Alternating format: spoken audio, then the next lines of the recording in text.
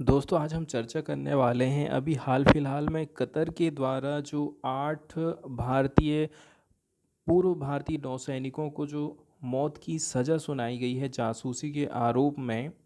तो उससे इंडिया क्या सबक ले सकता है, इंडिया क्या आगे और रास्ता निकाल सकता है, इसके ऊपर आज हम चर्चा करने वाले हैं।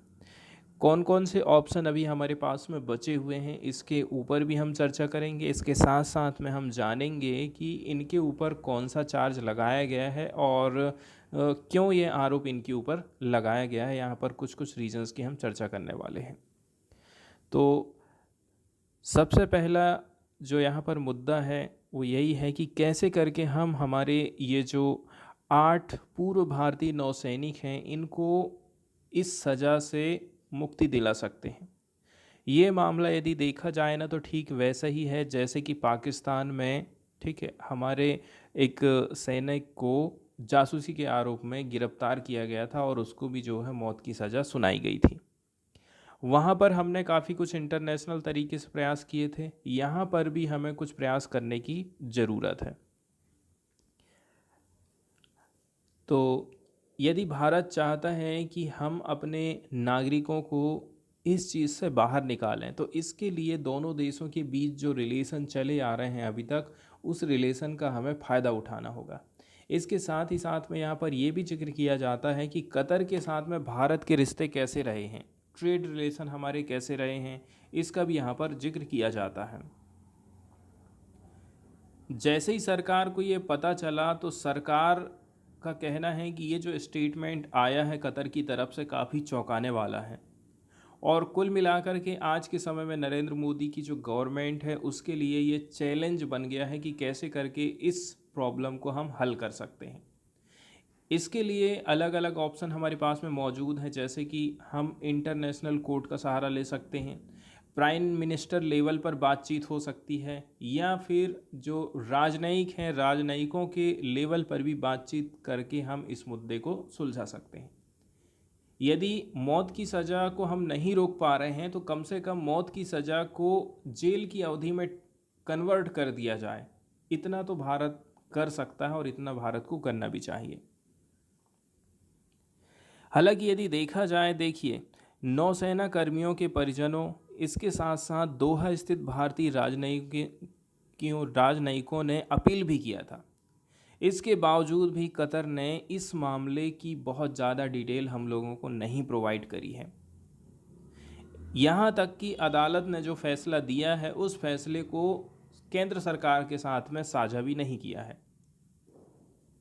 जो खबर लीक हुई है उनसे ये पता चला है कि इन लोगों के ऊपर जासूसी का आरोप लगाया गया था, ठीक है, और एक जासूसी पनडुब्बी कार्यक्रम, इस पनडुब्बी में ये लोग काम कर रहे थे और ये यहाँ से गोपनीय जानकारी को किसी तीसरे देश को साझा कर रहे थे, ये आरोप इनके ऊपर लगाया जाता है।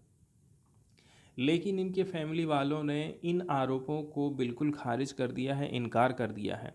इसके साथ साथ में उदारता और पारदर्शिता की गुहार लगाने के मकसद से भारतीय यात्री कतर भी गए हैं, लेकिन इसका कोई अभी तक फ़ायदा नहीं निकल पाया है।